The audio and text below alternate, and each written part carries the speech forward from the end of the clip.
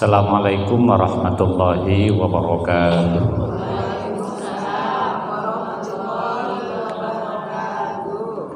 Alhamdulillah rabbil alamin. Assalatu wassalamu ala asrafil anbiya'i wal mursalin wa ala alihi washabihi ajma'in, amma ba'du. Ibu-ibu yang saya hormati, mudah-mudahan kita senantiasa diberikan kesehatan dan keberkahan, amin Allahumma amin. Ibu-ibu, bahwa mencari ilmu ini mulai dari kapan? Dalam buayan sampai masuk liang lah. Saya kadang berpikir begini, Bu ya. Sudahlah dulu kita waktu sekolah pelajaran agama hanya satu. Kalau yang di sekolah umum kan hanya satu tuh, pelajaran agama. Kalau masuk pondok atau aliyah berimbang lah. Berumah tanggalah kita, tak aktif ke taklim. Kapan ibu dapat ilmu? Kalau misalnya di perumahan katakanlah Cipta Asri yang 1500 kakak, Cipta Asri itu arah ke Barelang, Bu. Itu 1500 kakak, ibu bayangkan. Masjid hanya 2. Paling hebat yang datang ke taklim itu ya 70. Itu paling rame itu, yang masjid besarnya, yang Mukhtarul Arifin itu. Belum yang kecil lagi. Artinya kalau di perumahan kita ini katakanlah ada 300 kakak yang muslim. Dari 300 kakak, ya inilah orang-orangnya. Artinya hanya berapa persen gitu. Kadang-kadang yang rajin ke taklim bukan emak, nenek-nenek pula. Lah, apa yang saya maksud di sini? Ternyata sudahlah di sekolah tak dapat ilmu, gitu ya. Sudah berumah tangga tak dapat ilmu pula. Ada sekarang memang media sosial, tapi apa yang ditonton? Kalau ceramahnya Ustadz Abdul Somad masih mending, Buya Ar-Razi masih mending, Adi Hidayat masih mending. Lah kalau nonton TikTok pula, ibu dapat apa? Mengapa orang itu kurang semangat datang ke majelis ilmu? Oke, ada faktor sendiri diri kita, Bu ya. Yang kedua faktor pengurus, yang kedua itu tempat, yang keempat materi. Jadi saya ingin jelaskan ke situ. Jadi kitanya sendiri, yang kedua pengurusnya, yang ketiga situasi lingkungan, ya, yang keempat baru konten. Materi yang disampaikan itu apa? Faktor diri sendiri dulu. Bahwa man aradad dunya fa alaihi bil ilmi wa man aradal akhirah fa alaihi bil ilmi. Ibu kalau ingin sukses dunia harus dengan ilmu. Sukses akhirat juga harus dengan ilmu. Orang akan diangkat derajatnya oleh Allah 2 saja. Yang pertama beriman, yang kedua berilmu. Orang kaya itu kan karena ilmu.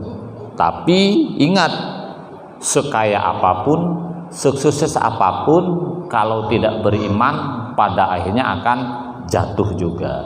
Jadi rumus terhormat itu 2, ya, iman dan ilmu. Karena dengan ilmu kita bisa menjadi apapun, seperti itu. Nah, jadi yang pertama itu menurut saya karena kesadaran yang kurang. Kenapa kesadaran kurang? Mungkin suami tidak memberikan motivasi. Karena begini sebenarnya, kewajiban ngajari ibu sholat, bisa fikih, bisa membaca Al-Quran, itu kewajiban suami. Ngajari ibu ngaji itu bukan kewajiban guru ngaji, bukan kewajiban ustadz. Ketika ibu dulu belum menikah, siapa yang wajib ngajari? orang tua.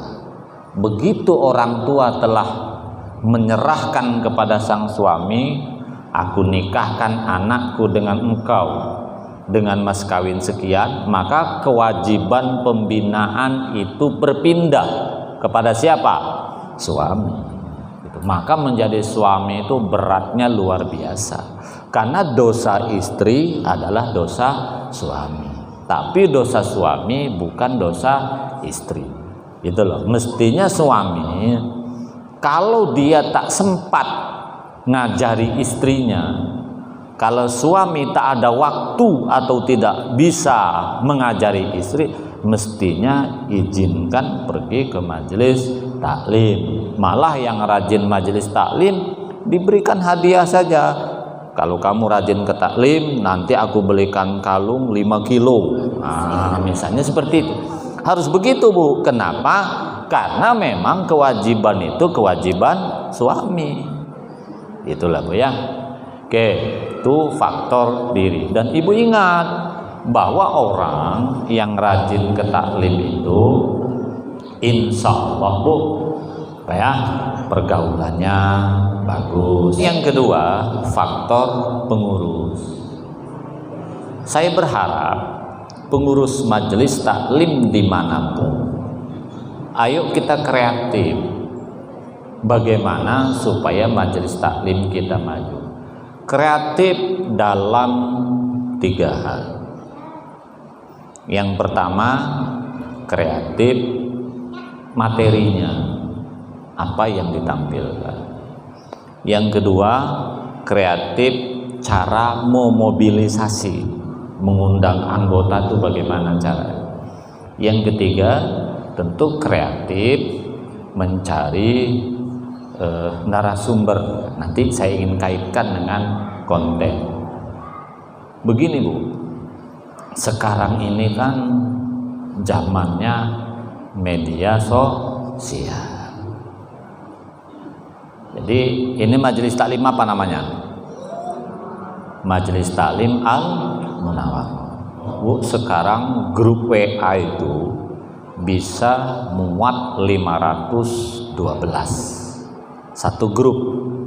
Dulu hanya 256. Kalau Ibu punya Telegram itu 5.000 lebih. Jadi satu perumahan ini, rajin ngaji atau tidak, yang penting dia muslimah, wajib masuk grup itu. Nanti menjelang majelis taklim hari ini Sabtu jam 4, dari pagi sudah diabsen dulu melalui grup itu, dan ada orang yang ditugaskan khusus mendata. Jangan semuanya dilarikan ke ketua. Ibu-ibu muslimah, nanti siapa yang mau hadir tolong isi list ini ya, harus sibuk. Nanti akan kelihatan berapa yang tak komen. Kalau tak komen, japri gitu. Coba isi, Bu, di list itu, hadir apa tidak. Ini kita harus begitu, Bu. Jangan Ibu ndak usah mikir banyak kuota. Semakin banyak kita kuota habis, semakin banyak pula pahala. Atau khusus orang yang menjapri tadi ada biaya khusus. Katakanlah paling dibantu kuota dalam 1 bulan itu 150.000. Kita bantu bayarkan wifi-nya oleh majelis taklim ini. Katakanlah habis wifi 1 bulan 500.000. Khusus dia yang mengkoordinir absen tadi 150.000 cukup. Dia tugasnya hanya menjapri saja. Kalau tak ngisi di list, gitu. Kalau di japri tak aktif, segala macam tak aktif, datangi rumahnya, ada apa? Bu, begitulah non muslim caranya. Makanya, Bu, maaf, Bu, ya, non muslim itu tempat ibadahnya jelas. Non muslim itu, Bu, dia punya data anggotanya berapa. Kalau tak datang dia pada hari ini sembahyang ke tempat ibadahnya, dicari kenapa itu tak datang. Ini kita ini kan cuek aja dengan anggota ini, entah sakit, entah susah makan segala macam, lantak lah. Ini kan kesalahan kita. Kita ikuti, Bu. Non muslim itu, Bu, data itu bukan hanya anggota, yang muslim pun didata dia. Gitu. Caranya gitu. Ada orang yang ditugaskan khusus mengabsen orang yang mau datang apa tidak nanti sore. Nanti sebelum talim, yang didata itu, yang bertugas itu suruh ngumumkan. Ibu-ibu majelis taklim kita ini semua di perumahan ini ada 370 yang menyatakan tak bisa hadir, sebutkan orangnya. Ini karena beri kena goya, ini karena ada saudaranya menikah di Batu Haji, ini karena sakit perut, sebut semua gitu. Yang 5 orang tidak ada jawaban. Begitu. Kalau dia keluar dari grup, Bu ya, nah, ibu cek ada apa. Keluar ini kan belum tentu karena sengaja keluar, atau dia misalnya kepencet. Apalagi anggota majelis taklim yang megang HP pun gemetar dia. Masih ada anggota taklim megang WA tuh gemetar dia, salah pencet pula keluar. Kita jangan suudon dulu, Bu, harus begitu. Ini kan perumahan kecil saja ini. Kecuali kalau perumahan sangat besar, Taman Lestari, itu sampai 2.500 kakak, PJB, itu kan luasnya luar. Ini kan kecil, harus begitu. Terus nanti kalau ada anggota yang tak pernah ke majelis taklim, datangi rumahnya, ada apa? Bicara hati ke hati, gitu loh. Jangan cuek-cuekan kita hidup ini, jelaskan semuanya. Maksud saya, Bu, karena ini anggotanya tidak banyak, insya Allah grup WA itu cukup. Nah, supaya orang betah di grup, saya ulangi, Bu ya, supaya orang betah di grup tuh kita tak usah ngomong serius. Ini di grup serius pula, tak usah, guyon-guyon aja. Ini gara-gara ngomong politik cebong kampret lah minggat pula. Nggak usah ngomong politik di grup itu. Ibu macam hebat betul ngomong politik, berhentilah. Ibu ini apa sih? Anggota DPR juga bukan, tukang ngulek sambel aja pun sudah. Nggak usah ngomong yang tinggi-tinggi di grup itu, Bu ya. Ini kita macam nak nyalah-nyalahkan calon presiden, nggak usah. Ini kadang-kadang yang buat nek jere wong Jawa apa sumuk tuh? Panas. Ini presiden kan calonnya katakanlah saling salahkan pula, macam betul aja kita ini orang biasa aja. Nggak usah ngomong politik di grup itu. Kalau ibu nak buat grup politik, buatlah grup sendiri. Bukan grup nih macam-macam nih. Ada grup Anies, ada grup Prabowo. Ini kan sudah muncul nih kan. Ada grup Ganjar. Ini gara-gara ibu pendukung Ganjar, ada grup yang ada di Ganjar dimasukkan pula di grup ini. Itu yang bikin suasana tak baik. Ada grup Anies, informasi tentang Anies dimasukkan di, tidak usah di grup majelis taklim kita ini. Jangan masuk unsur politik. Karena apa, Bu? 3 kontestan presiden itu, Bu, ini kali ibarat pertandingan sepak bola. Ini kan pertandingan persahabatan. Prabowo menang, Anies dengan Ganjar jadi menteri, kan gitu. Ganjar menang, Prabowo dengan Anies jadi menteri. Kenapa kita sibuk beteka urat leher pula? Itu kan bodoh kita ini. Dan itu umumnya yang paling seru memang grup ibu-ibu pula. Karena saya kan banyak masuk grup, Bu. Nah, maksud saya, Bu, di grup itu supaya anggotanya itu betah, tak usah memasukkan unsur politik. Kalau udah memasukkan unsur politik, percayalah, Bu, banyak keluar itu nanti. Ibu kan menganggap, kadang-kadang ibu baca pun tidak, sarser aja. Ibu pahami, anggota kita ini sudah dipastikan, Bu, karena 3 kandidat itu persentasenya mirip. Selisihnya tipis-tipis saja. Nanti lihat aja lah di perumahan kita ini, menang pun menang tipis juga gitu loh. Jadi tidak usah ikut-ikutan politik. Paham, Bu ya? Nah, maksud saya itu, Bu, bagaimana semuanya masuk. Terus ibu juga saya berharap di grup itu nggak usah pamer-pameran. Ibu bisa kemana? Ya guyon-guyon aja, tapi nggak usah terlalu serius. Itu supaya betah. Terus yang kedua, khusus pengurus inti, oh ya saya ulangi, ini di grup WA Bu. Khusus pengurus inti, kalau bisa jangan terlalu banyak komen. Khusus inti, karena gini Bu, semakin banyak cakap, nanti akan semakin banyak yang tersinggung, gitu. Yang banyak komen biar provokator-provokator anggota saja. Yang pengurus tidak usah. Nanti pengurus inti itu akan turun kalau ada masalah.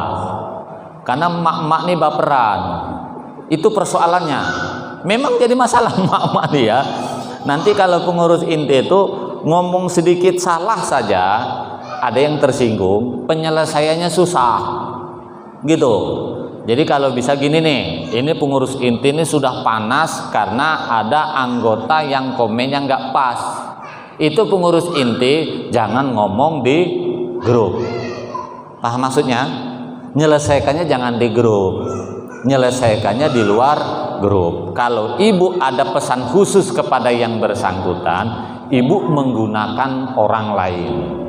Ini sebagai ketua ya, harus menggunakan orang lain. Jangan pengurus itu menyelesaikan di grup. Ibu lihat Pak Rudi, Pak Wali Kota Batam. Banyak grup yang diikuti, grup dia sendiri, tapi dia tidak pernah komen di grup. Tapi dia ngintip. Kan ketahuan di Pak Rudi ngintip apa tidak. Nanti kalau grup situasinya sudah tak kondusif, ada yang dipanggil satu orang, tolong ngomongi dia, mungkin tidak paham. Nah gitu, paham ya? Maka maksud saya kepada pengurus inti, tangan itu jangan gatelan gitu. Kalau kira-kira kan mak-mak ini macam-macam ini kan. Walaupun saya bilang tadi jangan ngomong politik, mak-mak ini mana bisa dicegah? Itu juga nanti yang diomongkan. Maksud saya tadi, khusus pengurus pertahanan harus kuat, jangan mudah komen. Nah, sekarang materi pelajaran majelis taklim. Begini Bu, majelis taklim ini kalau bisa materinya Bu ya, yang pokok ini Bu ya, 3 saja. 1, fikih. Ini kan kebutuhan sehari-hari. Fikih dalam makna seluas-luasnya. Yang kedua, akhlak. Fikih, akhlak. Ya. Yang ketiga, tauhid. Baru yang keempat, lain-lain. Fikih. Fikih ini kan maknanya luas. Sholat yang benar, fikih. Bolehkah sholat menggunakan warna-warni? Fikih. Terlalu banyak orang sholat ini sekarang tidak menggunakan mukena, tapi menggunakan baju biasa. Boleh apa tidak? Gitu. Fikih ini pun menjelang materi itu disampaikan, di-share di grup. Materi kita hari ini adalah sholat tidak menggunakan mukena tapi menutup aurat. Salah satunya menggunakan kaos kaki dan seterusnya. Jadi kisi-kisi sebelum taklim dilaksanakan di-share dulu. Gitu. Jika perlu kisi-kisinya dijelaskan. Materi kita hari ini adalah tentang fikih berkaitan sholat. 1. Sholat tidak menggunakan mukena warna putih. Yang kedua, misalnya mukenanya berlapis 3. Sekarang ada mukena lapis 3 Bu ya. Sini ada tingkatannya, sini 1 tapi berlapis 3 dia. Ada warna-warni itu ya. Misalnya orang sholat tangannya masih kelihatan. Kisi-kisi itu disebar sebelum taklim dilaksanakan. Tujuannya sebenarnya memancing orang lain penasaran. Suruh menyiapkan pertanyaan. Nanti pertanyaan itu diajukan ke ustadz yang datang. Gitu. Jadi dipancing dulu yang berkaitan fikih ini ya. Ini contoh tentang kalau ibu-ibu misalnya yang dilarang orang haid. Apa saja yang dilarang? Itu kisi-kisinya disebar dulu di grup itu tadi, gitu ya. Baru nanti tanyakannya di acara majelis taklim. Jika perlu, ibu langsung sampaikan di situ. Siapa yang bertanya akan mendapat hadiah langsung. Hadiah langsung, Bu, tak usah mahal-mahal. 10 biji permen kopiku misalnya. Ini seru-seruan aja, Bu. Ini kan supaya orang banyak datang ini ceritanya. Permen kopiko itu, Bu, 1000 tuh dapat 3. Berarti kalau 10 berapa ribu itu? 3.000 cuman kan. Atau ibu belanja ke toko serba 8.000 misalnya. Ada saja.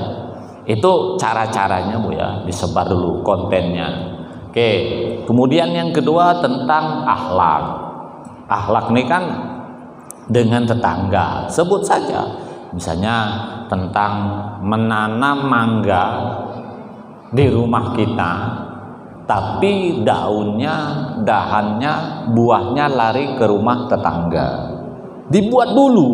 Jadi judul materinya itu tidak usah ngembang kemana-mana. Nanti ustadz yang menyampaikan ceramah, Pak, ini.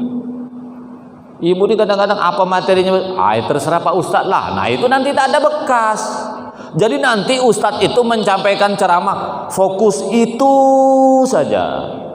Gitu. Itu satu. Apa lagi akhlak?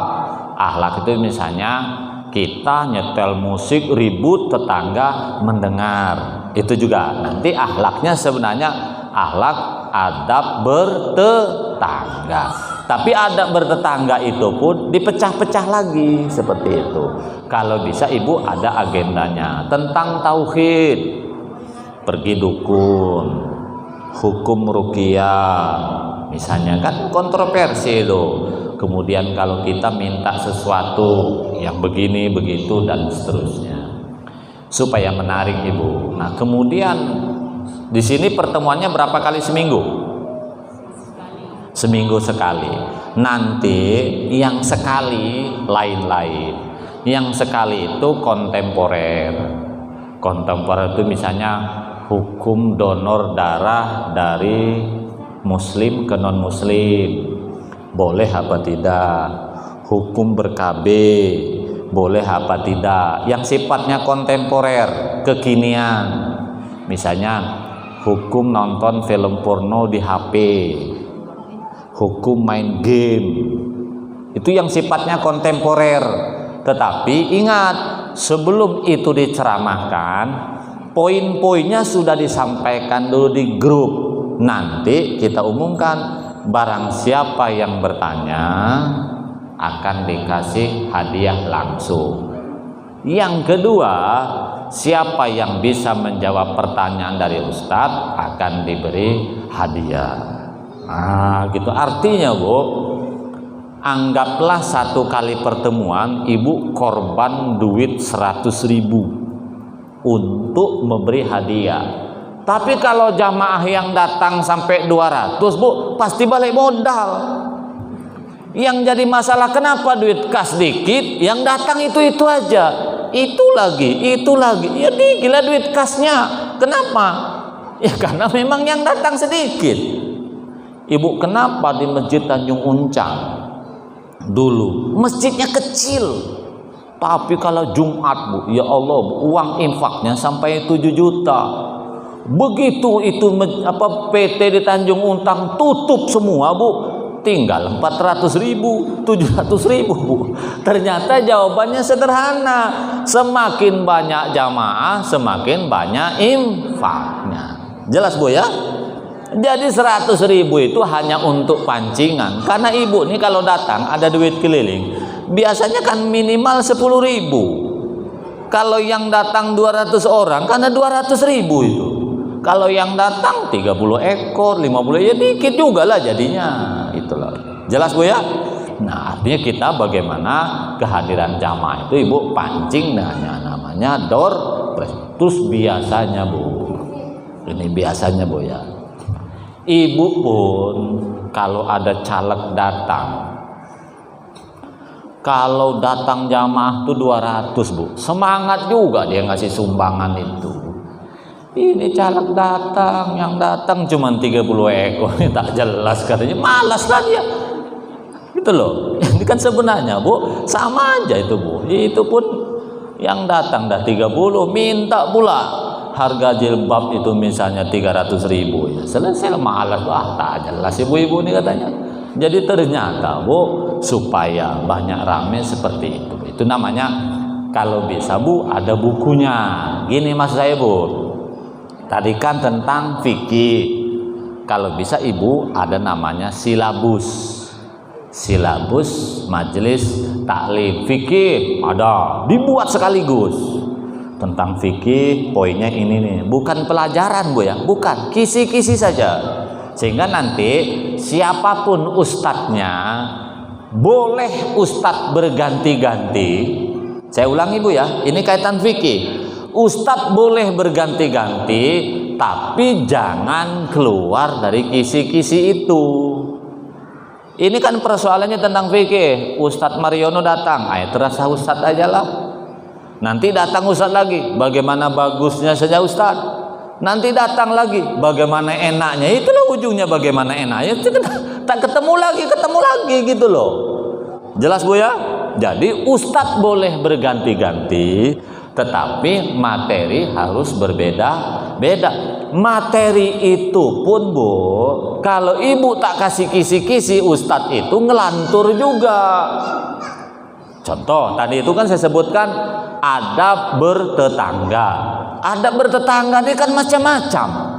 Ibu buat yang hari ini ustadznya ini adab bertetangga dalam masak. Dah, jadi ustadz nanti menyampaikan tentang masak saja, tak lari kemana-mana. Gitu caranya Bu ya. Kemudian ibu-ibu yang saya hormati, konten sudah. Sekarang situasi. Banyak orang tak mau ke majelis taklim karena situasi. Satu, tempatnya tidak nyaman. Kalau di sini saya pastikan nyaman. Yang kedua, kadang tempatnya nyaman, situasinya tidak nyaman. Banyak anak ribut. Itu Bu ya, itu juga kadang juga sangat menentukan. Hampir semua orang sekarang ini ada media sosial. Kalau bisa, Ibu harus ada YouTube majelis taklim. Adminnya berapa orang? Selama ini kan kita hanya WA.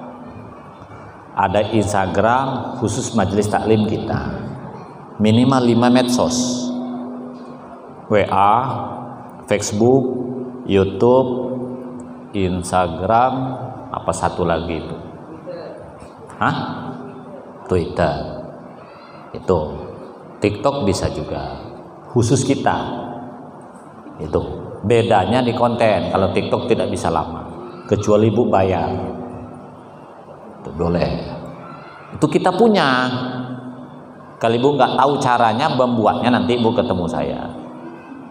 Khusus nama kita. Jadi setiap kita kegiatan, siapapun yang ceramah, kalau saya kan langsung direkam, nanti video saya ini akan saya berikan ke Ibu. Ibu share saja di grup. Kalau Ibu ada YouTube-nya, walaupun hak paten di YouTube saya izinkan disetel ulang di YouTube majelis taklim yang ada. Kan hak paten tuh yang penting nadanya dirubah, karena hak cipta. Bisa dirubah supaya aman. Tujuannya apa Bu? Orang yang tak hadir ke majelis taklim bisa mendengarkan. Itu ilmu satu. Ilmu kedua, kalau yang ceramah itu tidak terbiasa main YouTube begini, Ibu ada yang mencatat materi ceramah itu. Nanti Ibu ceramah sendiri di rumah, langsung di-share di grup. Gini, misalnya ibu-ibu taklim yang ceramah tadi, ustadz ini yang disampaikan begini. Tidak harus ketua. Siapa yang pintar ngomong? Materinya tadi begini. Yang pertama, yang kedua, sebutkan. Jadi materi ceramah 1 jam, cukup ibu ulas 10 menit. Sampaikanlah itu di Twitter, di Instagram, di Facebook, dan segala macam. Tujuannya apa? Orang yang tak hadir gitu bisa mendapatkan ilmu. Dan ini tidak harus ketua ya. Ketua ini kan kadang-kadang belum tentu ahli bicara, tapi bisa mengkoordinir seperti itu. Jelas ya? Ini ilmu sudah medsos ibu. Anak sekolah pun kalah kita ini sebenarnya. Maka kita ikuti perkembangan zaman. Oke, jelas bu ya? Tahu nggak ibu?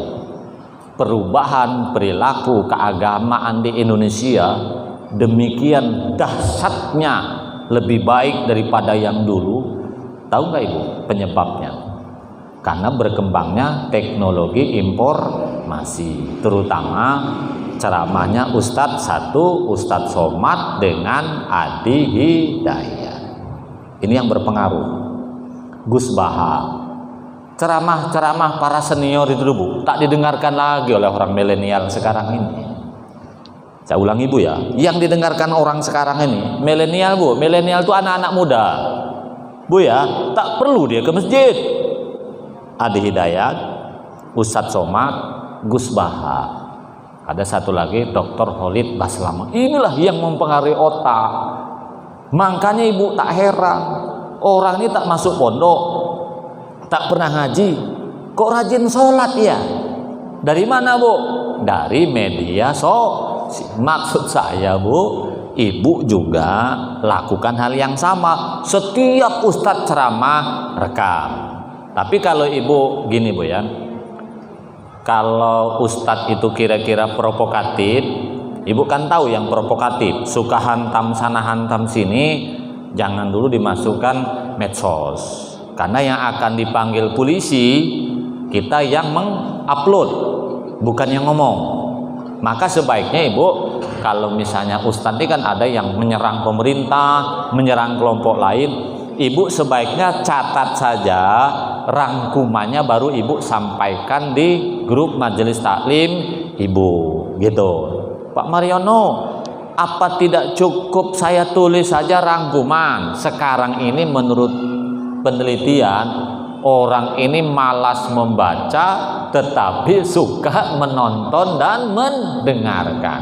Misalnya nih, notulen rapat nanti, hasil kajian kita hari ini adalah ini. Itu belum tentu dibaca bu. Tapi kalau ibu ngomong, ngomong tuh jangan serius sekali bu.